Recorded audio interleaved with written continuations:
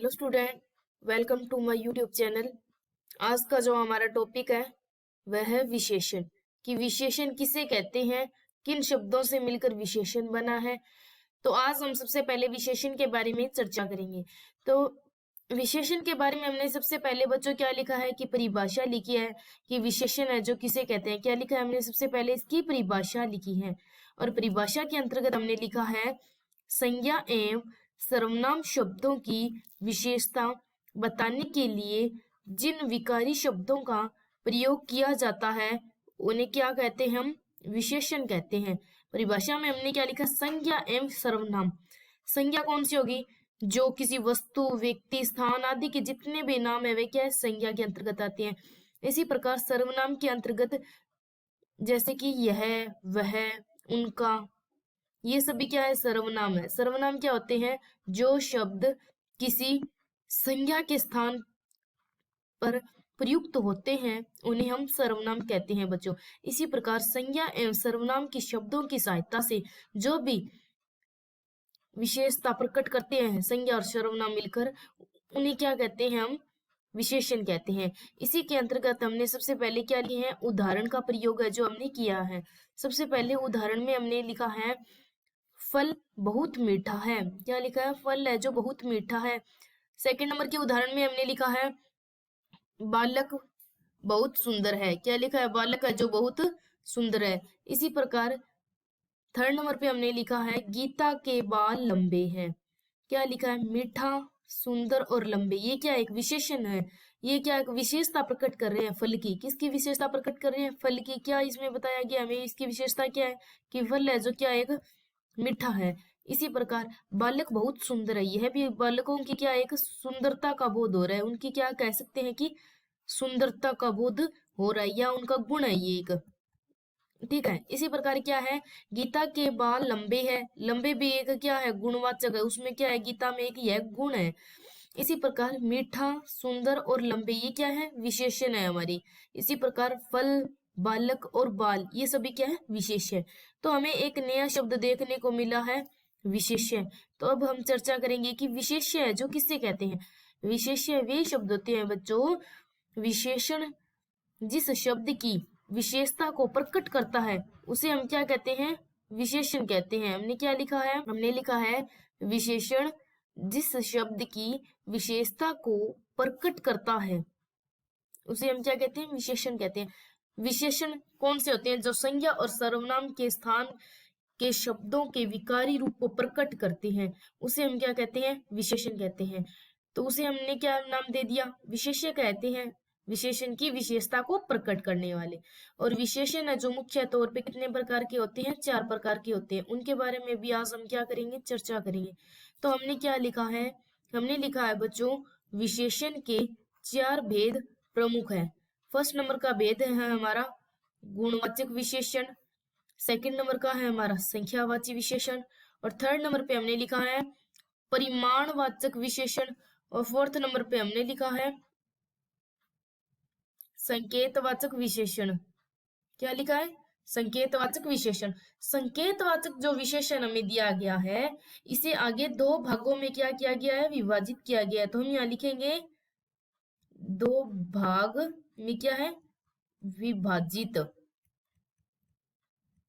इसे संकेतवाचक या सार्वनामिक विशेषण भी कहते हैं। इसे आगे 2 भागों में विभाजित किया गया है और उन्हें जो विभाजित किया है उनके नाम है, सबसे पहले है मौलिक विशेषण और सेकंड है यौगिक संकेतवाचक विशेषण।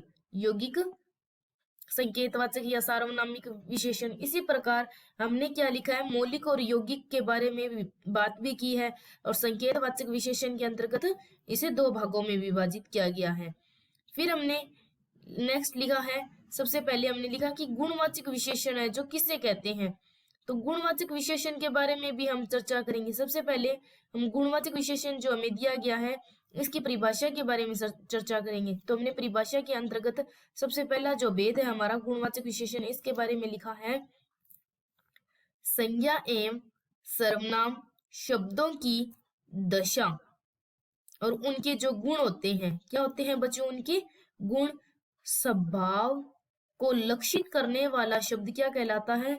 गुणवाची विशेषण कहलाता है। इसके शब्द से हमें पता चल रहा है कि गुण क्या होता है। किसी भी व्यक्ति में अच्छा, बुरा, रंग, दशा, किसी भी प्रकार का जो गुण है वह क्या है?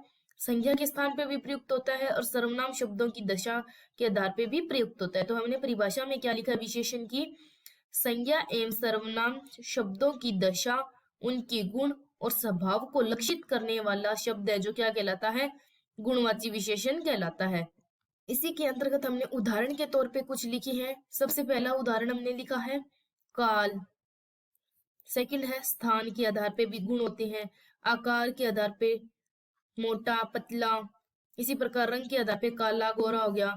दशा के आधार पे भी है गुण, अच्छा, बुरा, ठीक है। ये सभी क्या है? गुण संबंधी है जो हमारे गुणवाचक विशेषण के अंतर्गत आते हैं। काल के स्थान पे भी हो गए, स्थान के आधार, आकार, रंग, दशा, गुण संबंधी जितने भी गुण है वो क्या है? गुणवाचक विशेषण के अंतर्गत आते हैं। इसी प्रकार हमने सेकंड नंबर पे किया था संख्यावाची विशेषण है जो किसे कहते हैं? संख्यावाची के शब्द से ही हमें पता चल रहा है कि संख्यावाची विशेषण एक संज्ञा विशेष का बोध करवाएगा। क्या होगा बच्चों? संज्ञा विशेष का बोध करवाने वाले विशेषण को हम क्या कहेंगे? संख्यावाची विशेषण कहते हैं।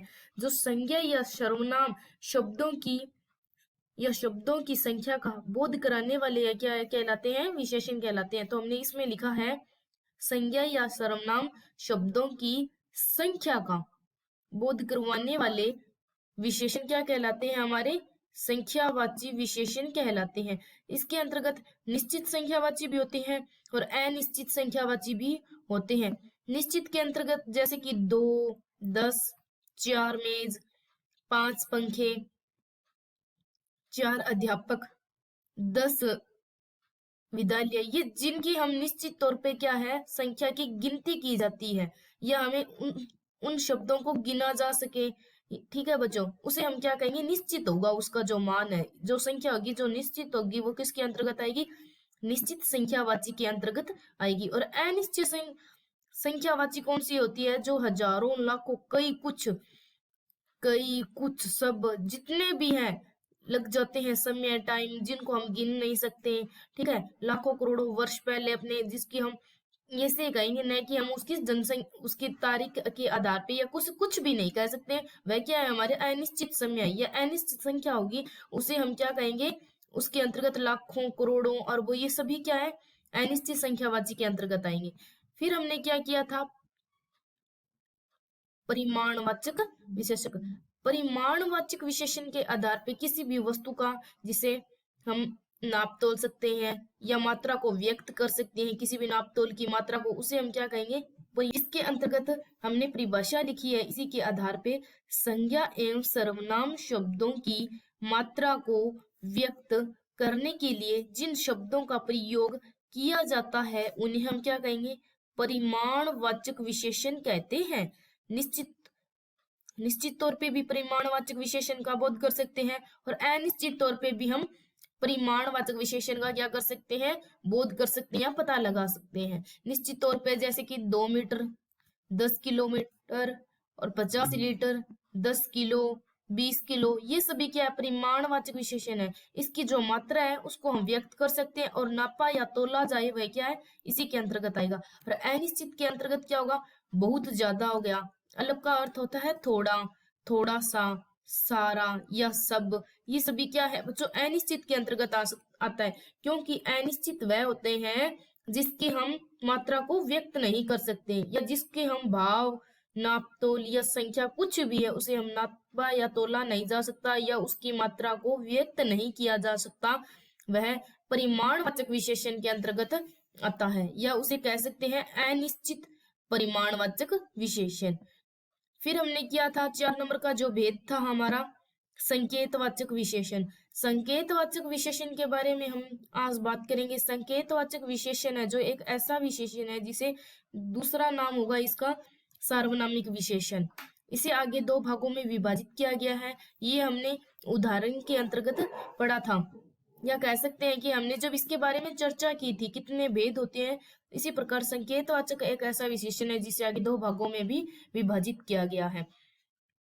तो संकेतवाचक विशेषण की परिभाषा है, जब सर्वनाम शब्द किसी संज्ञा के साथ या संज्ञा के पूर्व उसी संज्ञा के अर्थ में प्रयुक्त होता है, उसे क्या कहेंगे? सार्वनामिक विशेषण कहते हैं। इसके अंतर्गत हमें क्या बताया गया है? सबसे ज्यादा या सबसे अधिक संज्ञा शब्दों का ही प्रयोग किया गया है। कह सकते हैं कि इसमें हमें दिया गया है किसी भी संज्ञा के साथ, किसी वस्तु, व्यक्ति, स्थान आदि के नाम को हम क्या कहते हैं? संज्ञा कहते हैं। उसके साथ या उससे पहले, संज्ञा शब्दों से पहले, ठीक है, उसी संज्ञा के अर्थ में जो भी शब्द जो प्रयुक्त होते हैं या अर्थ प्रयुक्त होता है, उसे हम क्या कहेंगे? सार्वनामिक विशेषण या संकेतवाचक विशेषण कहते हैं। जैसे मोहन पढ़ रहा है, ये हमें पता है कि मोहन क्या कर रहा है? पढ़ रहा है। मोहन एक क्या है? व्यक्ति है। व्यक्ति किसके अंतर्गत आएगा? व्यक्तिवाचक संज्ञा के अंतर्गत। इसी कारण यह क्या है? मोहन एक व्यक्तिवाचक संज्ञा के अंतर्गत आने के कारण यह एक संज्ञा है। फिर हमने नेक्स्ट क्या लिखा है? वह पढ़ रहा है। वह क्या है? एक सर्वनाम का बोध करवा रहा है। वह, यह, वह, उसका, उसको, ये सभी क्या है? ये 11 ही होता है। इनके 11 शब्द है जो सर्वनाम शब्दों का क्या है? बोध करवाते हैं। इसे हमने उदाहरण के तौर पे लिखा है कि वह पढ़ रहा है। वह एक है जो विशेषण के अंतर्गत आता है, सॉरी सर्वनाम के अंतर्गत आएगा। मोहन एक व्यक्ति के होने के कारण संज्ञा के अंतर्गत, और वह शब्द है जो सर्वनाम के अंतर्गत आएगा। इसी प्रकार संकेतवाचक विशेषण है, इसे आगे दो भागों में विभाजित किया गया है। सबसे पहले नंबर का है हमारा मौलिक सार्वनामिक विशेषण, सेकंड होगा यौगिक सार्वनामिक विशेषण। सबसे पहले हमने क्या किया है? मौलिक सार्वनामिक विशेषण है, इसके बारे में हम क्या करेंगे? चर्चा करेंगे कि सार्वनामिक मौलिक विशेषण है जो किससे कहते हैं। तो मौलिक सार्वनामिक विशेषण वे होते हैं जिसमें केवल एक ही सर्वनाम मूल रूप से क्या होते हैं? प्रयुक्त होते हैं, बिना रूपांतरण के संज्ञा से पहले जो आते हैं, उसे क्या कहेंगे हम? मौलिक सार्वनामिक विशेषण। इसी प्रकार यौगिक में जो दिया गया है, यौगिक सार्वनामिक विशेषण है जो बच्चों उसे कहते हैं जब एक सार्वनामिक विशेषण या संकेतवाचक विशेषण के साथ संयोजक के रूप में दूसरा सर्वनाम क्या है? उसका संयोग करने के रूप में दूसरा सर्वनाम प्रयुक्त होता हो, उसे क्या कहेंगे हम? मूल रूप से यौगिक सार्वनामिक विशेषण। और उसमें क्या होता है? कोई भी परिवर्तन नहीं होता। मेन बात क्या है या मेन पॉइंट इसमें है कि यौगिक सार्वनामिक विशेषण है, इसमें कोई भी परिवर्तन या चेंज नहीं होता, ये उसे हम यौगिक सार्वनामिक विशेषण कहते हैं। जैसे हमें दे दिया जाए, यही आदमी है जिसने मोहन को पीटा। यही क्या है? यही हमें दिया गया, यह एक क्या है? यौगिक है, क्योंकि यह एक दूसरे शब्द के साथ या सहयोग से भी प्राप्त हुआ है। जैसे यह आदमी है जिसने मोहन को पीटा है। परिभाषा के अंतर्गत हमने पढ़ा था एक सार्वनामिक विशेषण के साथ संयोजक के रूप में दूसरा सर्वनाम भी प्रयुक्त हो सकता है या हो जाता है, ये यौगिक सार्वनामिक के अंतर्गत आएगा। और मौलिक कौन सा होगा? जिसमें केवल एक ही सर्वनाम होगा, उसमें कोई भी रूपांतरण है जो नहीं होगा। जैसे वह आदमी जा रहा है, वह एक ही व्यक्ति है और वह जो जा रहा है, इसमें कोई दूसरा या सार्वनामिक विशेषण नहीं होगा, इसीलिए मौलिक सार्वनामिक विशेषण के अंतर्गत आता है। आज का जो हमारा टॉपिक था विशेषण, ये हमने कंप्लीट किया है। और विशेषण को 4 भागों में क्या विभाजित किया गया है। सबसे पहले हमने विशेषण के बारे में, इसके भेद के बारे में पढ़ा था। गुणवाचक विशेषण, संख्यावाची विशेषण, परिमाणवाचक विशेषण और संकेतवाचक। संकेतवाचक या सार्वनामिक विशेषण को 2 भागों में बांटा गया है, मौलिक और यौगिक। इससे पहले हमने पढ़ा था कि विशेषण है उसकी परिभाषा है जो किसे कहते हैं। परिभाषा हमने की थी, परिभाषा के अंतर्गत लिखा है संज्ञा एवं सर्वनाम शब्दों की विशेषता बताने के लिए जिन विकारी शब्दों का प्रयोग किया जाता है उसे हम क्या कहते हैं बच्चों? विशेषण कहते हैं। आज का जो हमारा टॉपिक विशेषण था ये यहाँ कंप्लीट हो गया। कल हम नेक्स्ट क्लास में नया टॉपिक है जो स्टार्ट करेंगे। धन्यवाद।